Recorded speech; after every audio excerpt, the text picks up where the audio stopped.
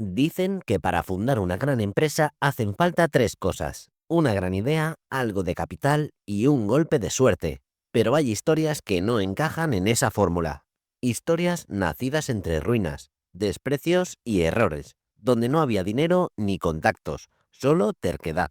Uno empezó soldando piezas en un país en ruinas, otro fue humillado por su ídolo y otro entendió algo que nadie quería aceptar: que el futuro no estaba en el lujo, sino en la repetición.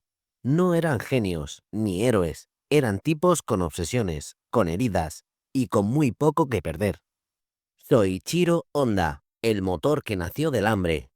En 1945, Japón no era un país, era una escombrera. En las ciudades se respiraba polvo, de las fábricas apenas quedaban los esqueletos, el arroz se racionaba como si fuera oro, y entre ruinas y silencio, lo único que sobraba era miedo. Pero mientras todos hablaban de reconstrucción, un hombre pensaba en otra cosa: cómo hacer que una bicicleta funcionara con un motor.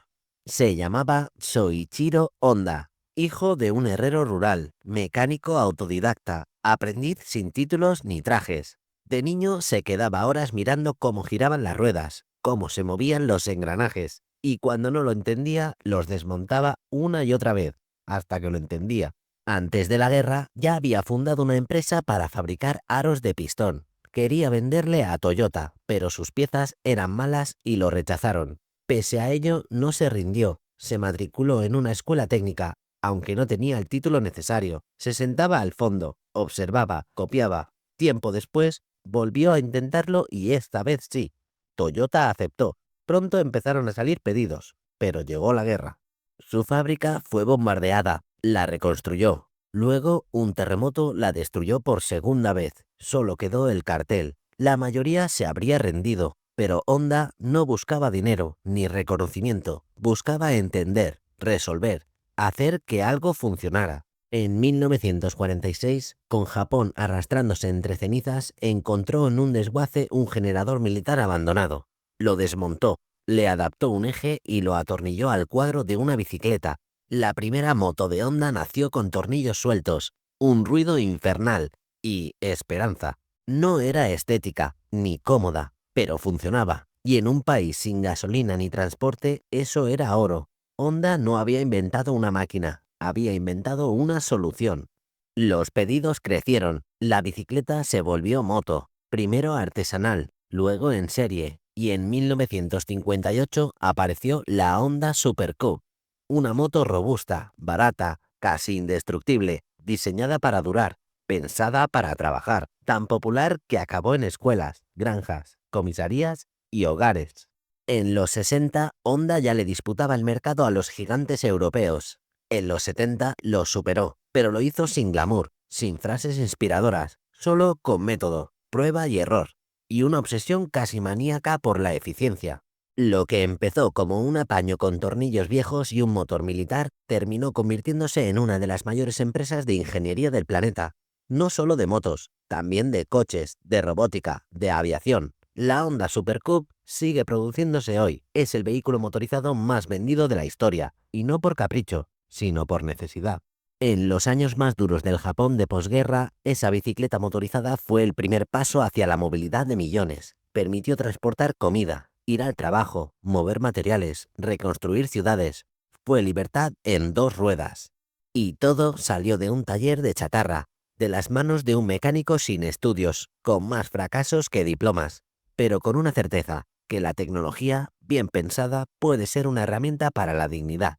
Hoy, Honda es un imperio industrial, pero en el fondo sigue siendo lo mismo. Una pregunta constante: ¿cómo hacerlo mejor?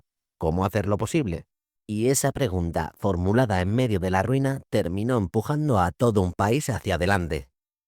Ferruccio Lamborghini, el mecánico que desafió a Ferrari. En la Italia de los años 50, las heridas de la guerra aún estaban abiertas, pero una nueva élite empezaba a nacer.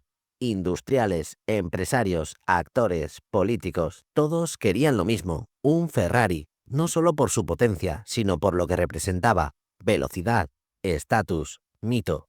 Ferruccio Lamborghini también tenía uno, no por vanidad, sino porque podía. Se lo había ganado y no con apellidos nobles ni negocios heredados, sino con sus propias manos, con grasa, con máquinas. Era hijo de campesinos, creció en el campo, reparando lo que se rompía, aprendiendo con los dedos, no con los libros. Tras la guerra compró restos de tanques y motores militares y los convirtió en tractores. Italia necesitaba producir y él ofreció cómo. Y su apellido, hasta entonces ligado a la tierra, empezó a sonar entre los que levantaban el país desde el barro. Y con ese éxito y su nuevo poder adquisitivo llegaron los Ferrari, primero uno, luego otro. Pero había un problema, siempre el mismo, el embrague. Se rompía, se sobrecalentaba.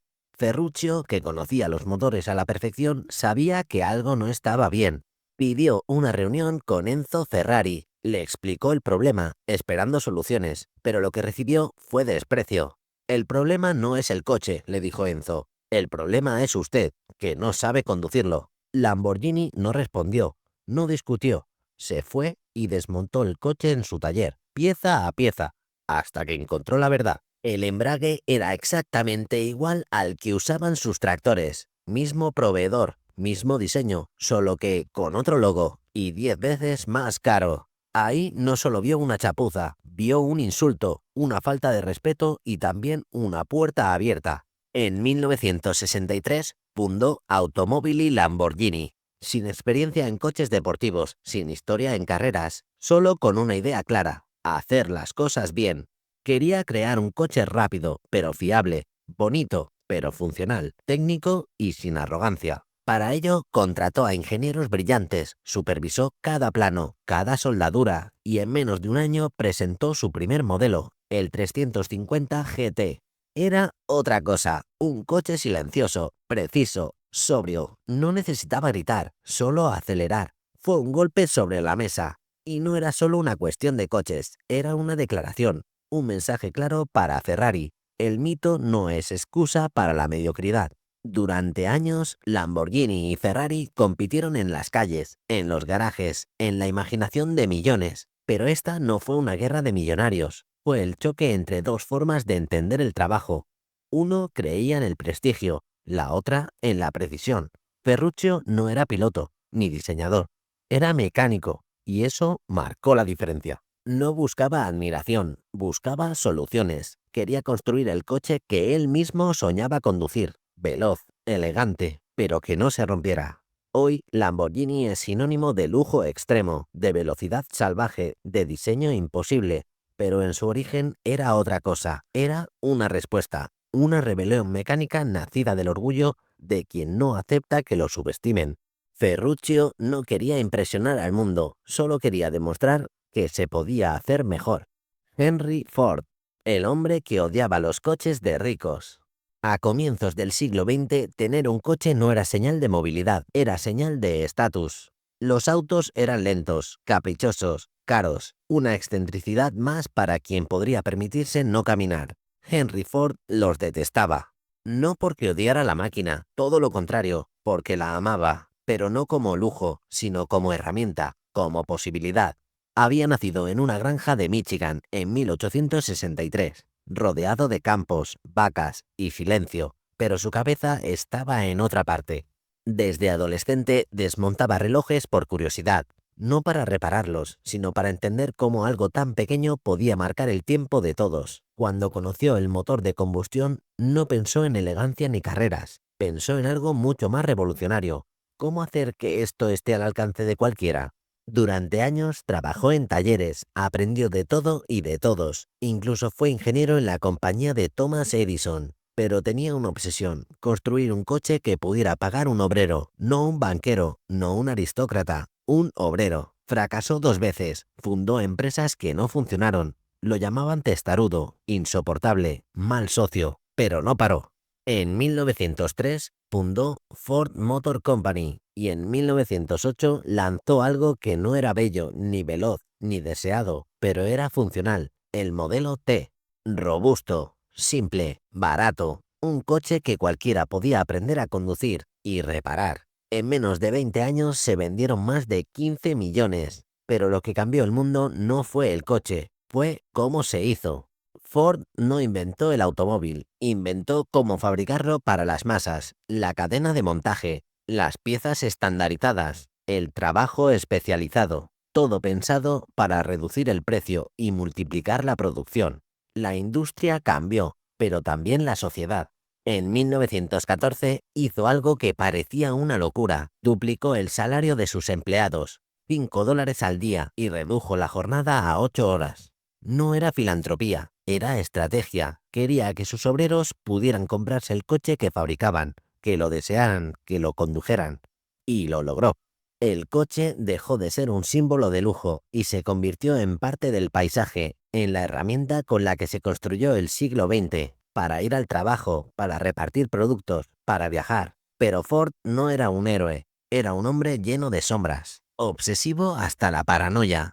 Controlaba la vida privada de sus empleados, impuso códigos de conducta, creó un departamento de sociología dentro de la fábrica, que espiaba, corregía, vigilaba. Y fuera del taller era aún más inquietante. Antisemita convencido, publicó panfletos conspiranoicos que luego inspirarían discursos de odio en Europa. Su legado está manchado, pero su impacto es innegable. Ford no pensaba en velocidad, pensaba en escala, en cómo cambiar el mundo no desde arriba, sino desde abajo, porque entendió algo clave: la tecnología solo transforma cuando deja de ser exclusiva. Henry Ford no soñaba con coches de lujo, soñaba con coches en todas partes, y ese sueño, técnico, terco y contradictorio, terminó pavimentando el camino del mundo moderno. Ninguno de estos hombres fue un genio, ni un visionario, no nacieron con estrella, tampoco con recursos. Empezaron con una frustración, un problema mal resuelto, una sensación de que algo podía y debía hacerse mejor.